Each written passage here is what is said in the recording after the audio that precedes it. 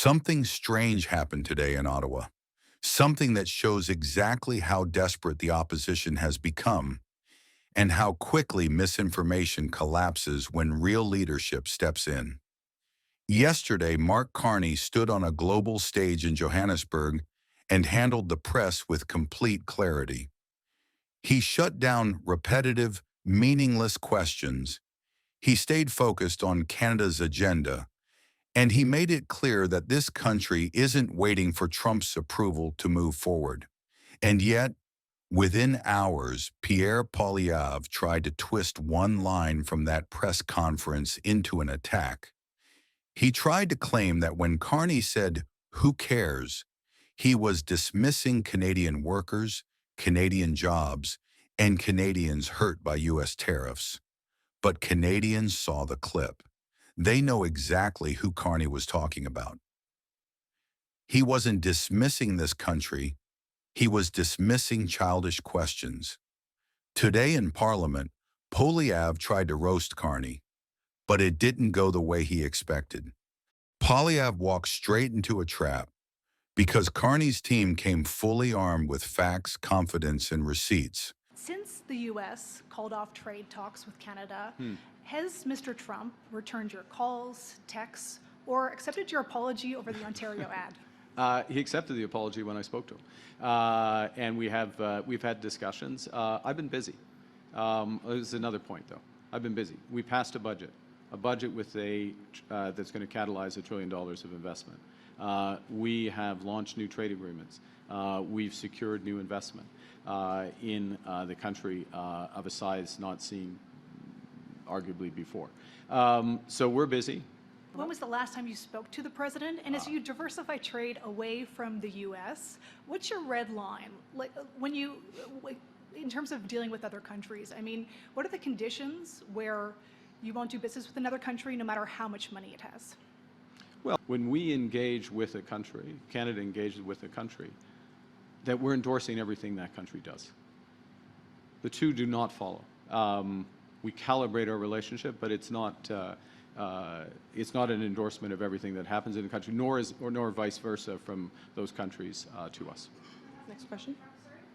Who cares? I mean, it's a detail. It's a detail. I spoke to him. I'll speak to him again when it matters.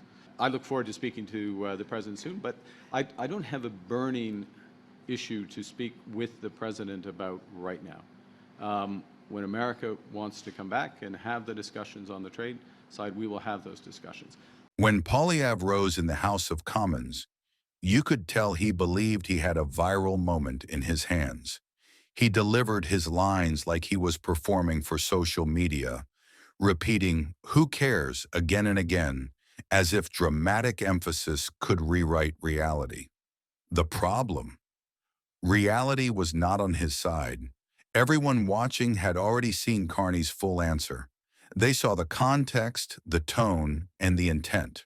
Poilievre was pretending Carney dismissed Canadian families, but the clip shows Carney doing the exact opposite. He was rejecting the dramatics, the obsession with Trump, and the low-value questioning from the journalist. But Poilievre kept pushing the twist.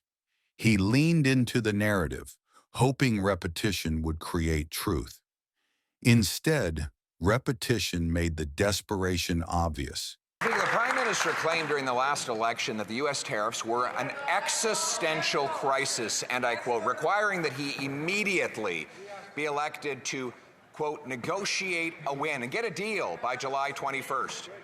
Well, a few days ago, he was asked about the state of those negotiations, and he said there are no issues of importance to discuss. In fact, he said, who cares? Mr. Speaker, we care. We care about the workers who've lost their jobs and don't have paychecks to make their mortgage payments. Mr. Speaker, the Prime Minister already apologized to President Trump. Yes, it was one of the many areas where he backed down and capitulated after claiming that he would be elbows up. He promised he'd have a deal by July 21st. No deal. Promised to negotiate a win. No wins. Mr. Speaker, he promised elbows up, elbows are gone. And now, when he's asked about the state of the talks, he says, who cares? Why should he care? Days after he met with the president, Brookfield got an $80 billion contract with the White House. Is that really what he cares about? Does he not care about the hard-working Canadians that are counting on him to keep his promise? Prime Minister, who said, "Who cares?" when he was asked just over the weekend about the failure to keep his promises on trade. Since he took office, not only has he failed to get the promised deal, but American tariffs on aluminum, autos, and steel have doubled. On forestry communities, they have tripled. The Prime Minister says, who cares? All of us on this side of the House care about the communities that are being emptied out in our forestry, the steel workers in Hamilton who don't have jobs to pay their mortgages. We care about those people. Why doesn't he? And negotiate a deal with the United States, he repeats the same promise that the Prime Minister has been breaking for the last 8 months. He said he would have a deal by July 21st, no deal. He said he'd negotiate a win, no win. He said he wouldn't back down. All he's done is back down. He said he'd be elbows up. His elbows are missing. And now when he's asked about the fate of these thousands of jobs that rely on him keeping his word, he says, who cares? Isn't it clear by now that even days after he met the president, only Brookfield got the $80 billion deal? Is that what he meant when he promised he'd negotiate a win? Then Dominic LeBlanc stood up, and the mood shifted instantly. Where Poilievre relied on theatrics, LeBlanc relied on clarity. He calmly reminded the House that repeating a line, no matter how loudly or dramatically, does not make it true. His tone wasn't angry. It was steady, confident, and almost amused. LeBlanc pointed out something important. While Poilievre was twisting words, the government was actually working. They were defending Canadian workers. They were negotiating protections. They were strengthening industries. And Poilievre, time after time, voted against the very measures designed to help Canadians. In a single response, LeBlanc pulled apart the entire foundation of Poilievre's attack. It wasn't a clash. It was an exposure. Mr. Speaker, just because the Leader of the Opposition keeps repeating the same line over and over again doesn't make it real.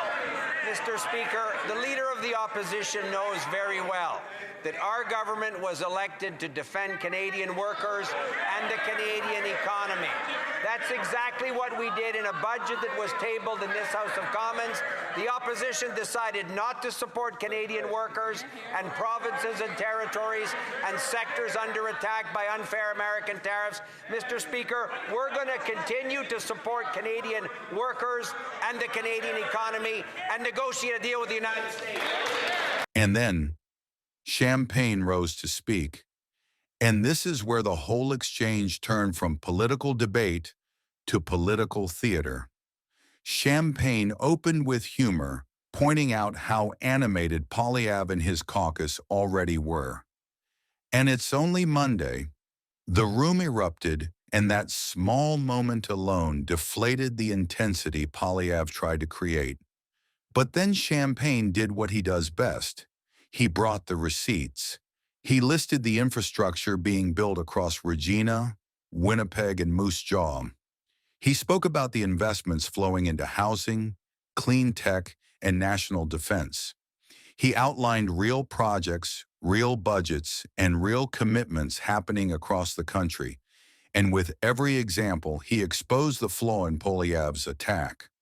While one man was trying to build a headline, another was building a country. By the time Champagne finished, the roast Poilievre hoped for had reversed entirely. Mr. Speaker, it's only Monday. Look at how excited they are because they know there's good news in the budget, Mr. Speaker. That's what I see.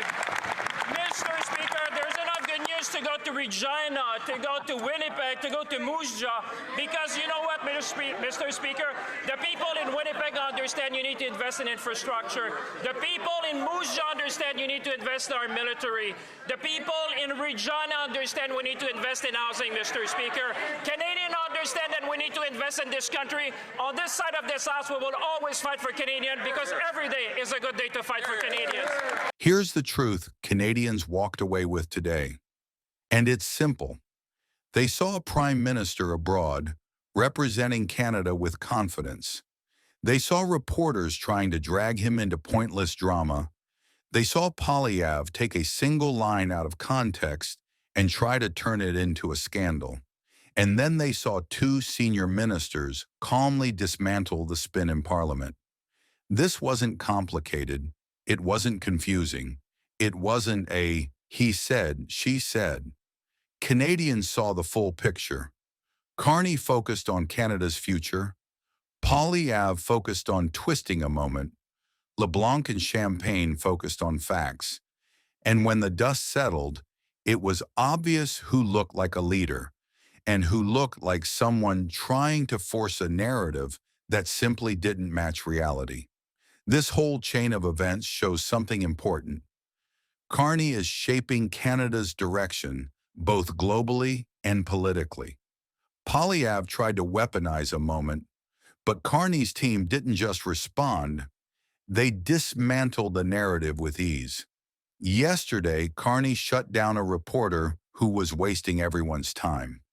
Today, his team shut down an opposition leader doing the same thing. Canada is moving forward. The noise is staying behind.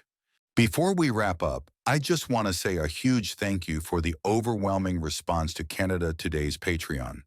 The support, the feedback, the positivity, it genuinely means the world. Every message from our Patreon community reminds us why we do this, and it keeps us motivated to bring you the most detailed, honest, and high-quality analysis we possibly can. If you'd like to support the channel directly and get access to exclusive, uncensored content, behind-the-scenes breakdowns, and early releases, you can join Canada Today on Patreon for as low as $3 a month. The link is in the description. And of course, if you haven't already, make sure to subscribe to Canada Today.